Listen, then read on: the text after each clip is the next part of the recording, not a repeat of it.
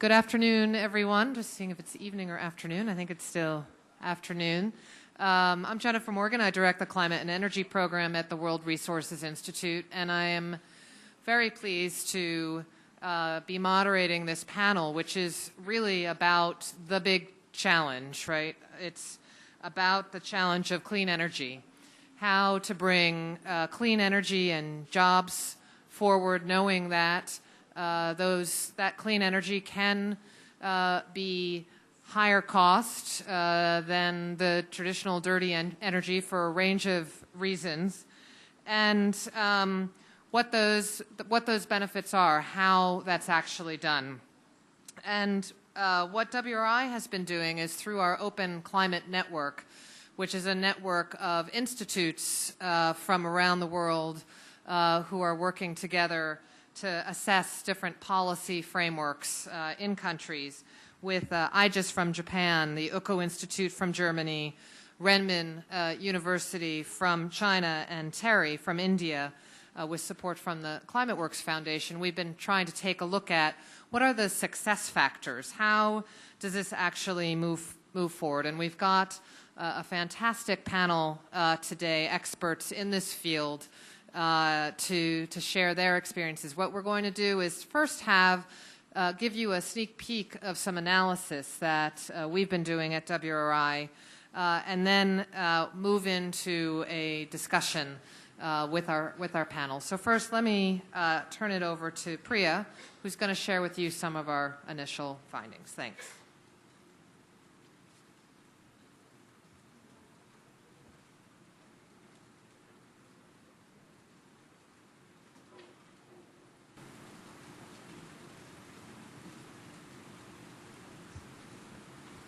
Thank you, Jennifer. I know in the interest of time, I'm going to run through this quite quickly, but I'm open to questions after as well, if anyone has further questions and clarifications that's required. So basically, as Jennifer mentioned, the objective is to present some of these emerging findings through the Open Climate Network.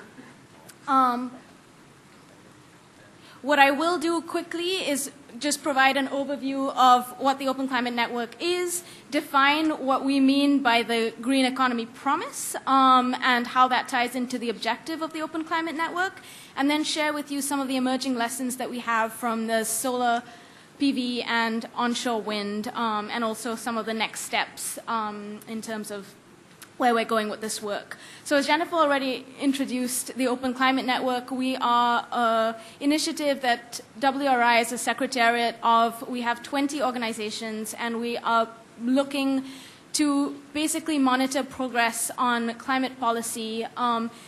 This is one of the aspects that we're working on. We also work on climate finance and on climate policy implementation. In terms of this particular piece of work, there's five of the 20 organizations are working actively on this. And so we are looking at 5 countries that are competitors for solar PV and onshore wind. We're looking at China, India, Japan, the US, and Germany.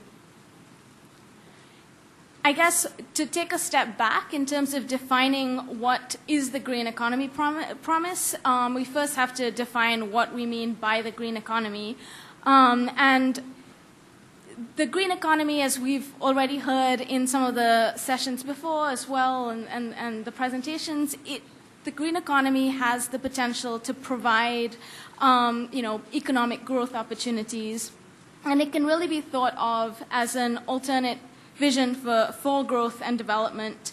And this is particularly true in the energy sector, where traditional fossil fuels are both unable right now to keep up with demand, and there's also pressures from the perspective of energy security and climate change to move to a lower carbon future. So in terms of the clean energy sector as well, there's been unprecedented growth that we've seen in the last few years. There's been, investments last year reached $257 billion. And, solar PV has increased annually at like 58% since 2004. So there is been a lot of development in this area, and you know, it kind of shows the promise that the green economy has. In terms of defining that promise within the green energy or clean technology sector specifically, you know, we have to look at two pillars that are important for policy strategies. It's really important for policymakers to deliver on the benefits that are associated with clean energy, and that includes, you know, jobs and investments and manufacturing capacity. But at the same time, it's also really important to have, you know, to deliver low-cost energy domestically as well. So there are these two kind of challenges that policymakers face, and so we, as OCN, decided to look at, you know, who is achieving the promise of the green economy in terms of getting some of the benefits that are associated with being a part of the solar and wind energy sectors, while also delivering relatively low-cost energy from these sources for domestic consumers. So it's not just about who is receiving the most investments or who has the most deployment, but a more nuanced kind of view at who's being able to get the benefits and being able to do it at lower costs to the economy. And in looking at that, we're really looking at the policy strategies that have been implemented to achieve this. And the policies that we're looking at are not just policies related to, you know, deployment of these technologies or manufacturing, but really trying to broaden it across the value chain to look at, you know, what policies are supporting R&D, what is supporting manufacturing, what do some of these countries have in terms of installations, and et cetera. So that being said, I will jump into some of the emerging findings that we have. I'll first spell out some for solar PV. Here I have a graphic that for solar PV, we've divided up the value chain into two components. And what we've seen is that the strategies that are used for deployment are not as closely tied to what is important for manufacturing. So we really looked at these two things, you know, together and realized that we need to pull them apart a little bit. And so what we have found is, you know, despite the worries that a lot of countries have that building, you know, domestic solar install capacity will require expensive subsidies that raise the cost to the economy, we actually find the opposite to be true. We find that in the countries that we've looked at, there is, you know, cost is really important, where the countries that have successfully been able to deliver on lower cost systems to the economy have seen highest deployment for solar PV. And what we've seen, so in terms of this particular graphic, where countries would want to be is looking, you know, in the quadrant where you have low costs and high deployment.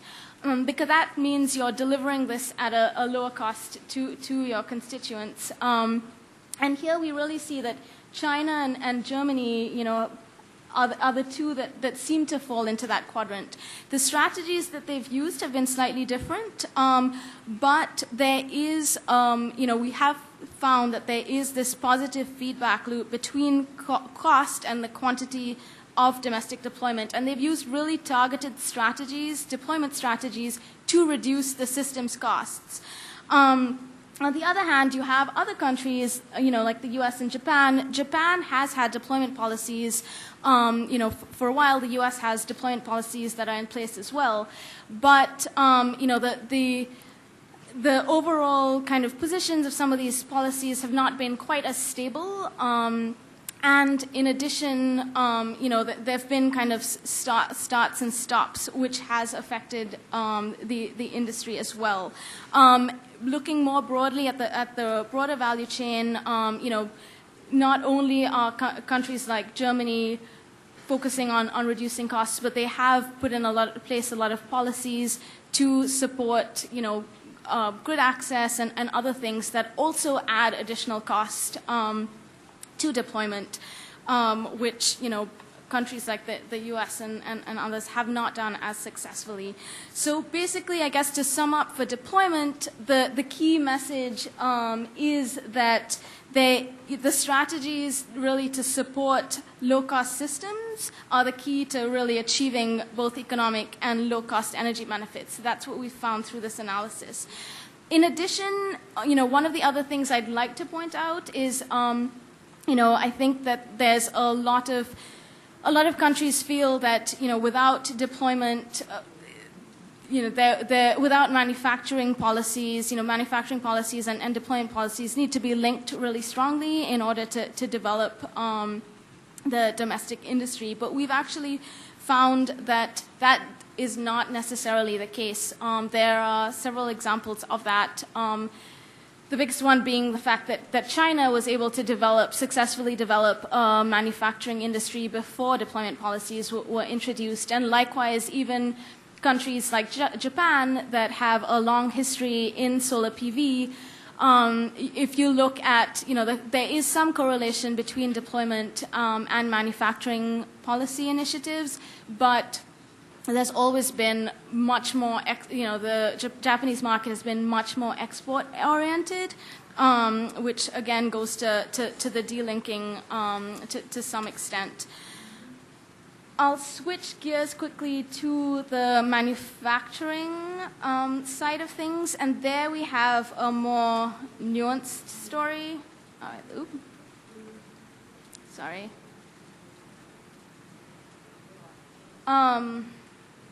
With manufacturing, we found that however much deployment policy a country might have, whether it's generous or cost sensitive, it doesn't necessarily lead to capturing these upstream manufacturing portions of the value chain. What's most important there is to have stable policies that basically target two kind of niche areas.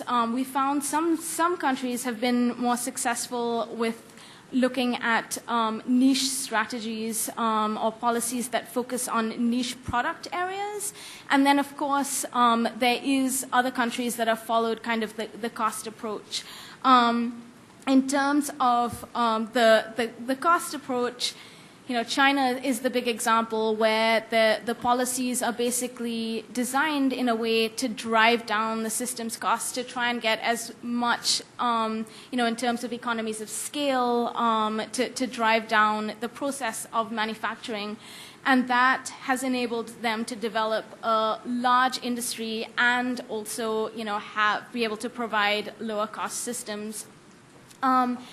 With Germany, on the other hand, what we see is that there is also, they have quite a substantial industry, manufacturing industry, and yet the costs of production in Germany are actually higher than in the US.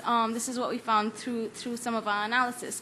And so what's interesting there is, how is Germany able to have this manufacturing industry at a higher cost and yet deploy lower cost systems domestically. So, we looked at that in a little bit more depth as well, and basically found the niche approach and how I think the really important pillar there has also been this strong interaction between the private sector and government and strategies. So basically, strong public-private partnership in the industry has helped to execute the strategy successfully. And in terms of, the U.S., I think we hear a lot in terms of how the U.S. is attracting so much investment and is a leader in this area. And yet, in terms of the annual install rate in the U.S., it is lower than it is in Germany and Japan that have higher costs of producing solar PV modules specifically, and manufacturing. So deployment is both lower and so is manufacturing. In terms of, I guess, one important thing to point out is the fact that, here in terms of these costs, I'm talking about solar PV modules, and different countries have different competitive strengths in different areas. So in the US, for instance, there is higher polysilicon production than there is in some of these other countries, and that's something that we have analyzed as well in this assessment to kind of see where these competitive positions lie for these different countries. So I guess in terms of just to wrap up. So in terms of manufacturing, it is a much more complex story to deliver both on the economic benefits of the manufacturing and on low-cost energy. And what we've seen is that the benefits of manufacturing can be really realized through policies that either take the niche approach or the cost approach. I have a few in terms of wind. That's the other area that we're looking at. What I'll just summarize and say that just by the nature of the technology itself, we have found that because the onshore wind and turbines is a less trade-intensive sector, the manufacturing and deployment are definitely much more closely tied. However, even here we have seen the important export potential that does exist for small markets that aren't able to produce turbines, and we have a lot of case studies from this analysis to show that. And in addition, also in terms of services, Germany also has started to export some of the services based on their own experience. And so, if you're looking more broadly at the value chain, you see the benefits of this industry in more than just the manufacturing sector. And I guess the other important thing in terms of looking at these two technologies side by side is the fact that the opportunities that are presented in the clean energy industry are specific to different technologies. So it makes sense to have technology-specific strategies for policymakers and not just treat all clean energy technology the same.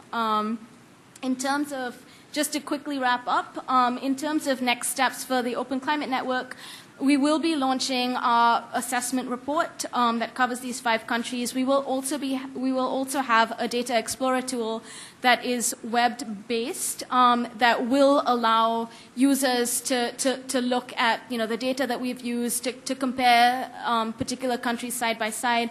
And the unique aspect of this is we will also have the policies along a timeline that are presented with the benefits, so you can see what policies were in place at a particular point in time.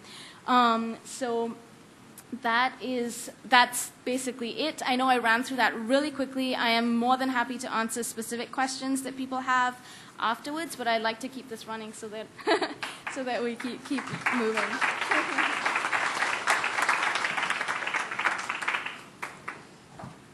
Thanks very much I think it's very important to be digging down deep into these countries and seeing what's working, why it's working, how it could actually be expanded. Our panel is really quite a top-notch panel that I'm very excited to have here, both from a global perspective, people like Michael Liebrecht, the CEO of Bloomberg New Energy Finance, from a German perspective and global as well. Obviously, all of you are both national and global, but the president of the German Federal Environment Agency, from India, Ibrahim Hafiz Rehman, the director of the Social Transformation Division at TERI, and from here in Rio, Professor Emilio Lebre La Rovere, who has done tremendous work over the years on these issues. And what we wanted to do was really to pull out of you to get your thoughts on these key issues. You've seen the analysis. But, Michael, if I turn to you first and see if each of you have a microphone, or you can come up here, whichever you prefer. What do you really see as the key disruptive changes that the clean energy sector has faced over the last 5 years? how do you see the implications of the rapidly falling solar prices, and what's the role of clean energy policy? So your thoughts on this and anything you want to respond to on this study. Thank you very much. Thank you. And thank you also to, where's Priya gone? Priya, thank you very much for the presentation. It's thought-provoking, but I think I worry that some of the dynamism of what's actually going on in the clean energy sector is lost in any static picture. So I noticed at one point China was sort of trucking upwards from being low implementation, low installation to high, but equally Germany has gone from high cost to low, and the US has done all sorts of things. So maybe I could spend a few minutes in response to your question about the impact of dropping costs. What you've had is a number of eras. I started New Energy Finance, as it was then, in 2004, and we started collecting data on investments back then. I then sold it to Bloomberg, which is why we're now Bloomberg New Energy Finance. But we've got sort of 8 years, and in fact even before that. You've really seen very different eras in that period. So there was an era where clean technologies, solar, wind, but also electric vehicle batteries, demand response, all of these technologies pretty much were really quite expensive. If you go back to 2004, 2005, 2006. And you saw then an enormous amount of demand which was created by policy. So you saw the German feed-in tariffs, but then Spanish feed-in tariffs, Italian. And not only that, you also saw renewable obligation. In the US, a lot of states, I think now 28 states, have got standards for how much renewable energy. So a huge wave of demand was placed on a supply chain that really couldn't cope. It was overwhelmed. And so the prices of these technologies, in the case of silicon, soared. In the case of most of the technologies, they stayed flat for a long period, 2004, 5, 6, 7, 8. And it wasn't until two things happened. First, all the investment on the supply side, which had taken place during that period, finally worked its way through to capacity. So there was actually now equipment on the market, and the silicon prices started to come down at the same time as we had the financial crisis. So demand, instead of growing at the rates that it could have, actually started to falter, and we saw Spain retroactively changing its tariffs, and we saw tariffs being brought down in other places, and the policy support, not in some cases weakening, but also the financial market being in stress and not being able to provide the cheap debt that had been available in 2005, 2006, 2007. So suddenly it was hard to find money. What happened was then a collapse in the price of these technologies. So we've seen, where the prices were over the years between 2004, 2008 were fairly static. Suddenly, between 2008 and now, the price of solar modules has dropped by 75%. The price of wind turbines has dropped by 25%. The price now of electric vehicle batteries has dropped by 30% in 2 years. These are all based on data that we collect within our business. We have 200 specialists in clean energy, and one of the things we do is price indices. So this is real data. And policymakers have access and are using it, and so do businesses and investors. So we are now entering a completely different period. And that period is a period where clean energy is no longer, let's call it, no longer much more expensive, and it's about to be no more expensive at all than fossil fuel alternatives.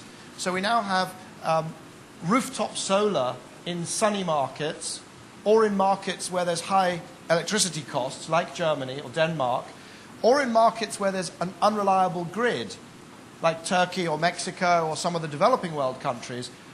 The best solution the most economic solution is now to put solar photovoltaics on your roof. Not subsidized, it's just better, it's just cheaper. And wind, onshore, the best wind farms, big wind farms in easy-to-operate locations like the US, are competitive with coal. And in the US, they'd be competitive with gas if gas wasn't at a ridiculously low price. So we're entering a completely different environment. And so that's the sort of dynamism of the industry. The other overlay that I think is very important to understand is the competitive dynamic between countries. Because one way of describing, a different way, an alternative way of describing history is to say that Germany, with this enormous commitment, this tremendous visionary commitment to the feed-in tariffs and to getting this industry up and running, ended up essentially spending 100 billion euros or thereabout on uneconomic power. And then what happened is China noticed that tremendous market underwritten by German electricity users and then built a solar power industry which now is extremely dependent on those European consumers. And so now China is having to subsidize its manufacturing to keep it alive. And so it's kind of Germany is now reaping the benefit of subsidized Chinese equipment. So these are huge flows of money, first from Germany to China, and now from China to Germany. Meanwhile, the US has instituted a trade case, has actually found against China and has imposed tariffs on Chinese equipment to protect American manufacturing in an industry which frankly never had any American manufacturing. So you've got these political and in some cases geopolitical overlays on top of the microeconomics of how much this costs to make or how much this costs to produce a kilowatt hour of energy. So on one thing, Priya, I really do agree with you. I don't disagree with anybody, but on one thing I really emphasize and agree is it is complicated. It is really complicated. And that's why we have 200 people trying to give the clarity and trying to help policymakers understand where they should step back and where they have to step in, and also helping investors and businesses understand where they should be putting their money. Where is it safe to invest? Because very often they're looking at investments that have got 15, 20, 25-year lifetimes and just can't afford to get it wrong. So that would be my, if you like, my layer of overlay on the presentation that we've seen today. Thank you.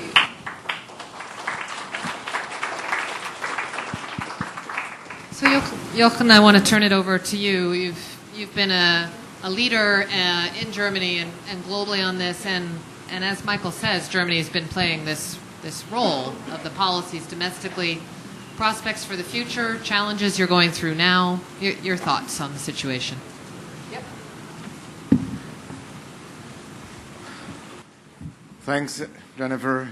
Good afternoon, everyone. First, I have to fulfill a promise. I made a Twitter promise when I wrote that I will speak about the experiences in Germany with green jobs. Someone answered whether I'm going to talk about the collapse of PV industry in Germany. And I said, yes, I will do so. And I will especially explain why I feel that this little statement is far too negative and basically wrong. Green jobs in Germany have quite a long tradition. It's not only about PV. We started with our environmental policy in the beginning of the 70s. And there we built up whereas we were seen as environmentalists, we were seen as job killers. Basically, we started at that time already to build up green jobs in water treatment, waste management treatment systems. And all the time, of course, we exported our know-how, and the technology was further developed in other countries and production went there. But still, if you read speeches of our politicians, they say that we are world leader in environmental technologies. So lesson learned number one is if you have a vision, if you know where you want to go, then you will keep the potential of creating jobs, even if parts of the production of facilities and whatsoever goes to other parts of the world. And that happens now again, and I completely agree to what has been said. We put quite a lot of consumers' money into the installation of PV, also wind energy. But I'm convinced that this would have been right even if we would have not created a win-win situation. the first step is to understand why we are doing that. And why we are doing that in Germany is that there is a mainstream understanding that climate change is happening, that climate change is man-made, and that government have to appropriately react on that.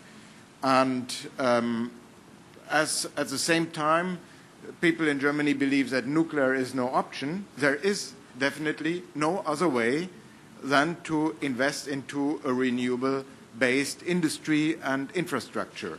We want to achieve 80 to 95% greenhouse gas cut by 2050. This is basically only possible if the electricity sector is carbon neutral. Otherwise, you will run into trouble with other sectors. And that is the vision that is needed, and that is the vision that will overcome market development that bring during the last years PV panel production to China and maybe then to Malaysia, maybe later on to India.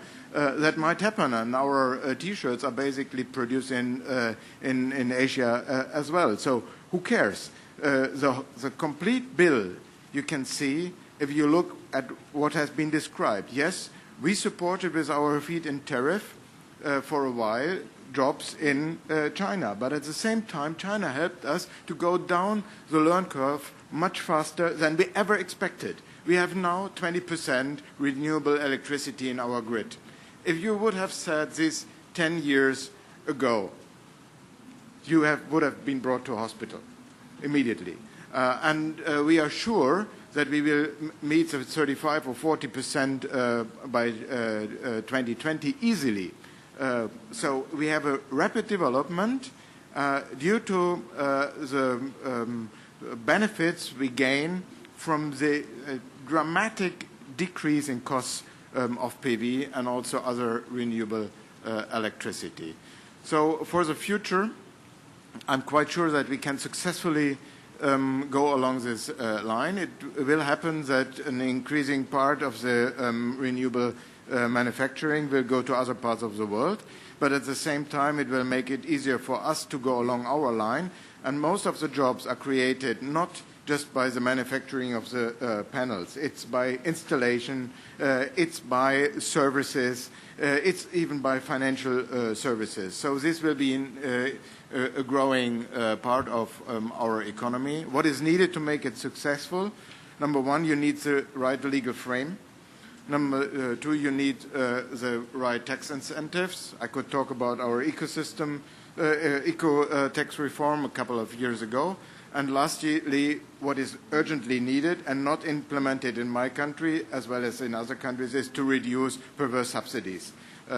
Basically, as long as we stick to subsidizing fossil energy, consumers have to triple subsidize. First, the perverse subsidies, secondly, the environmental and health damages, and thirdly, the subsidies for the right things to be competitive with the wrong thing. So I think that is the next step we in our country and maybe in other countries have to do. Thanks.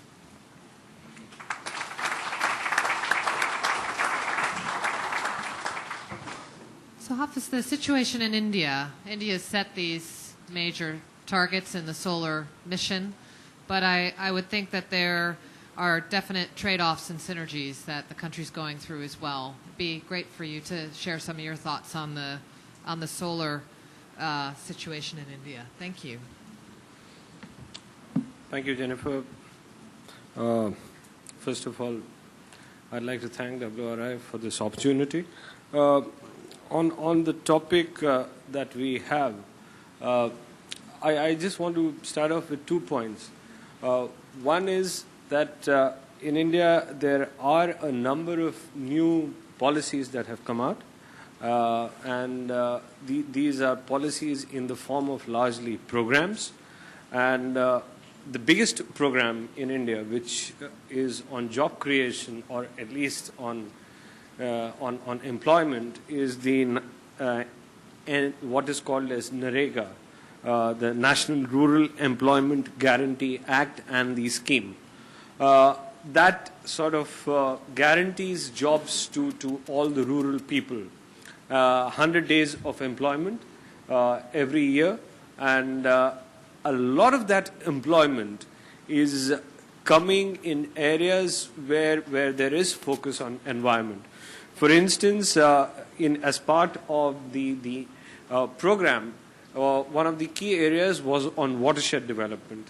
And we at Terry had been working with the Ministry of Rural Development to integrate energy access into this important program. And that is now being considered and taken forward.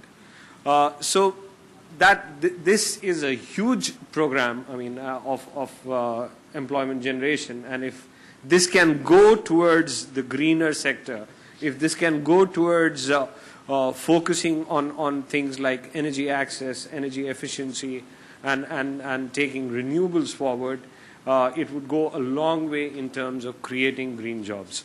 That's one. The second one that you talked about, Jennifer, is the focus on renewable energy, and that has been highlighted through the National Solar Mission. Actually, National Solar Mission is part of, again, a green policy or a green program, which is the National Action Plan on Climate Change, which has several missions, and National Solar Mission is one of them. And as part of the solar mission, now there is a lot of emphasis on grid connective solar. Historically in India, there has been a lot of off-grid solar. But with the launching of the solar mission and the focus of having 20,000 megawatt in the next half a decade, and then increasing it further by a much higher level but at the grassroots level, what is happening is also important, and that connects to the previous two speakers. One of the things that is happening is that there is a huge demand and supply gap in terms of energy access. And that is not likely to be met through the grid sources. And in India, grid is largely over 65% is thermal. So, there are already a number of remote off-grid villages which the policymakers need to focus on.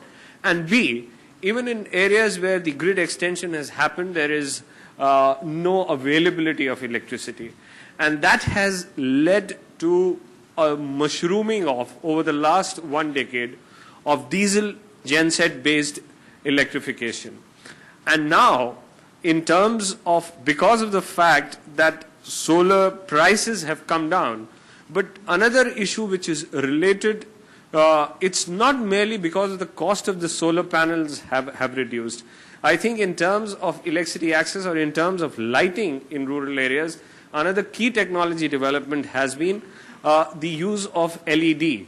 And that has transformed the rural market phenomenally. I mean, I have seen this about a decade back. It was virtually impossible. One solar lantern in a rural area about a decade back would cost about $100. And $100 a decade back was a huge sum of money for any rural households. Now, 10 years later, you can have the same solar lantern, which is LED based, for almost 1/5 of the cost. And there is a lot of solar LED based technologies that have really taken to. And what is happening now is, in the off-grid sector, this diesel gensets which are being operated, now they are slowly being replaced through off-grid solar. Microgrid is again an important area which is developing very fast. Terry has this Lighting a Billion Lives program where we have been focusing on solar photovoltaic, and we've been able to cover almost 1,500 villages in the last 4 years using solar photovoltaic technology and making basic lighting available for 5 to 6 hours in the evening to the rural households in both grid and off-grid areas. So this is as far as solar is concerned. But also what is important from the perspective of developing countries and a lot of other countries in South Asia and Southeast Asia is that this focus on green growth is, to me, incidental. It is not so much policy driven. A lot of these, apart from whatever has happened in the National Action Plan on Climate Change in India, all the other, for instance, the Rural Employment Guarantee Scheme is largely focusing on poverty alleviation, is focusing on making employment. So any benefits that accrue on the environmental side actually are incidental. They are not really well directed from a green economy or a green job perspective. And to that extent, I think there is a need to focus in terms of looking at the different stakeholders, particularly the industry, and bridging the gap between the industry and the government. And within the government, there is also a need to focus on the silos which some of these ministries work in, to really find synergies and look at the areas of integration. Employment is an area for rural development. Renewable energy, there is another ministry, and so unless and until these actors start talking to each other, I don't think real traction would be achieved as far as green growth is concerned. I think I have overshot my time. Thank you. Thank you very much.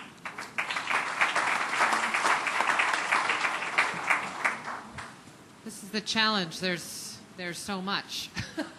We have so little time.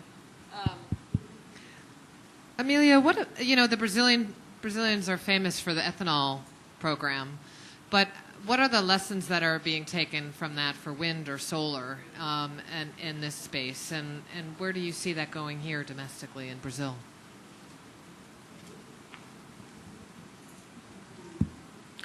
Well, the Brazilian case is very specific because we start from energy supply that is 45% of renewable energy, and in power generation we have roughly 80%, so less than 20% of power consumed in Brazil is coming from fossil fuels.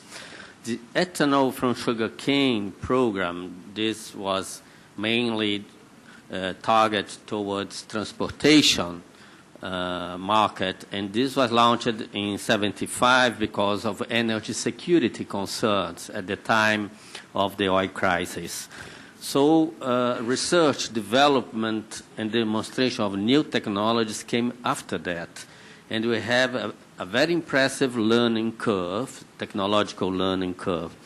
So as of today, we can actually say that ethanol from sugarcane is competitive in Brazil with gasoline. And we can also say that over time, this technological progress could also address environmental problems that we had in the launching of the project, and also social problems. We now can say that renewable ethanol is much more sustainable than it was in the 70s, for instance, in Brazilian case. We have an agroecological zoning of sugarcane, so we are not planting sugarcane in the Amazon, in Pantanal, and fragile ecosystems. And environmental management of sugarcane plantations is improving. We are reducing manual harvesting with the burning that it's involved. So this allows for a very promising future of ethanol from sugarcane, which is bound to expand. We are facing now a transition period because of the financial recession, and many distilleries were caught in the middle of their expansion plans, as in other renewable energy markets, as already mentioned. But in the medium to long term, it's for sure that current levels, Brazil already blends 25% of ethanol in all the gasoline consumed in the country, and the so-called flex fuel cars that started being sold in the market in 2003 allow for the flexibility for the consumer to pick up the cheapest fuel at the pump. So we see a considerable expansion in the long-term energy plans, and this is mainly driven by the private sector, ethanol from sugarcane, because of the profitability of this business. The power generation market is different. We have already competitive power generation from sugarcane bagasse, and with the next generation of technology, second generation biofuels, when we'll be able to have ethanol production from cellulosic waste through enzymatic hydrolysis, for instance, then we'll be able to have a huge amount of biomass. Also, the mechanical harvesting is already supplying much more green biomass for power generation at the mills, at the sugar mills and ethanol distilleries. So this has been already competitive in the Brazilian power market. In terms of wind and solar, the situation is different because, as you know, we have hydropower in Brazil. The marginal costs of the last plants built in the Amazon are only 4 cents of dollars per kilowatt hour. And still, with this low cost, we started with a mix of policy instruments to foster wind and small hydro in Brazil, and also power generation from sugarcane. Now power generation from sugarcane is competitive, and wind also became competitive. It was quite an achievement, and we have an auction system. This is thanks to two things. We have an auction system, we have national energy planning, so the government is saying the amount of energy that is needed, the amount of power, and establish auctions, and the bidder with lower power price wins the auction to have the plant built. So thanks to that system, and also to a strong support by our National Development Bank, it was possible to make wind competitive in Brazil. We started with a mixed system of feed-in tariffs, but with a limit on the amount of power, with attractive tariffs. And now, also benefiting from the crisis of renewables in the world market, we have already 10 equipment manufacturers of wind equipment in Brazil that are able to get funding from the National Development Bank. Because in order to have green jobs, we have to verticalize, we have to have the productive chain of equipment manufacturing in the country. And now, from the initial situation less than 5 years ago, we had a single equipment manufacturer, a German one, by the way, here. Now we have 10 manufacturers.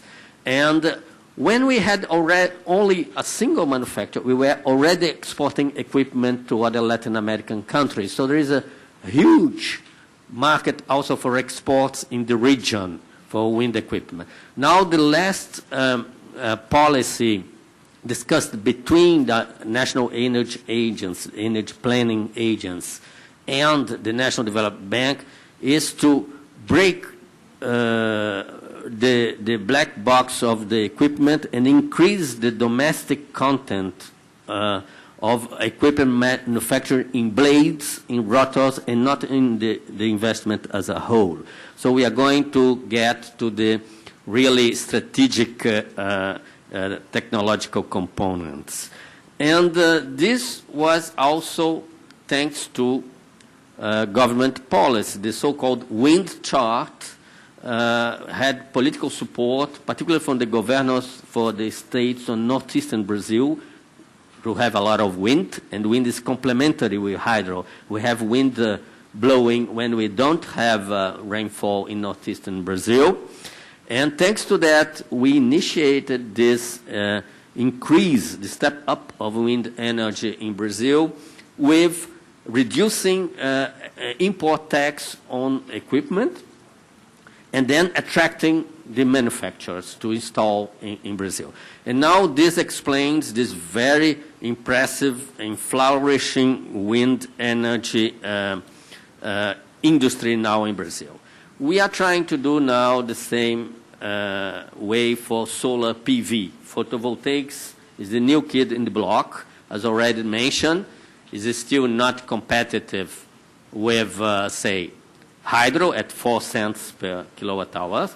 Wind, by the way, is costing in Brazil only 5 cents per kilowatt hour. And this is already competitive with natural gas, even with the low natural gas prices that we are seeing in the world. And, of course, we have costs for solar PV cells in Brazil between 20, getting down closer to 15 cents of dollar per kilowatt hour. But this is not competitive at the production side.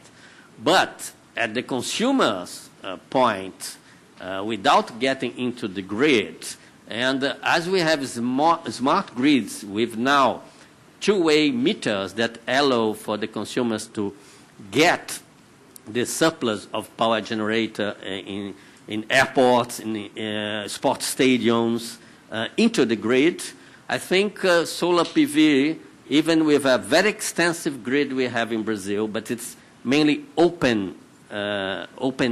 So there are a lot of extreme areas of the grid where solar PV can become competitive. We just made 3 studies that talk a little bit about that at COPE, at the Federal University of Rio de Janeiro. One for the Global Network on Energy for Sustainable Development, a Rio +5 initiative from Johannesburg, an international network on bioenergy. And for UNEP, for Division of Technology, Industry and Energy, we studied solar and wind energy comparatively to other countries. And more recently, we did a study on the solar PV market, and now to foster a sun chart following the same path of the wind chart that actually helped a lot to get the political will to support the development of wind energy in Brazil. And the sun chart was contracted by both the government of State of Rio, who launched an initiative called Rio Energy Capital, and also a German manufacturer that actually produced a joint venture with Brazilian company here, Gerlischer Ecoluz from Brazil. And in this sun chart, we actually spotted 12 niche markets for PVs. But this is very different from other contexts because Brazilian access to power is already very close to 90%. It's 100% in urban areas and is getting higher than 80% in rural areas, thanks to the Light for All program. So to finalize, solar PV in Brazil, the market will be mainly grid connected. In the next 10 years, we are estimating a domestic market of about 3,000 megawatts in a very modest estimate, and about the same amount for exports in the region. Thanks a lot.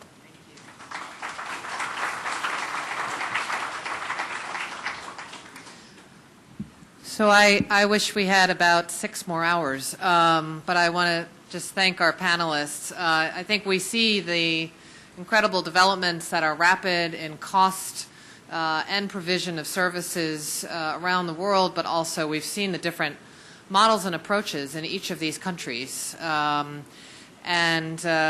guess if we had time, my question would be, if we were back at Rio 25, where would we be on the price parity question, on the deployment question? Because I think if we're going to tackle so many of the issues that we're dealing with, accelerating the pace of clean energy deployment at costs that work basically for people who need energy services is really very much at the crux of this issue. So please thank my panelists, our panelists, and stay seated because we're going to actually move right into our next panel. So thank you very much.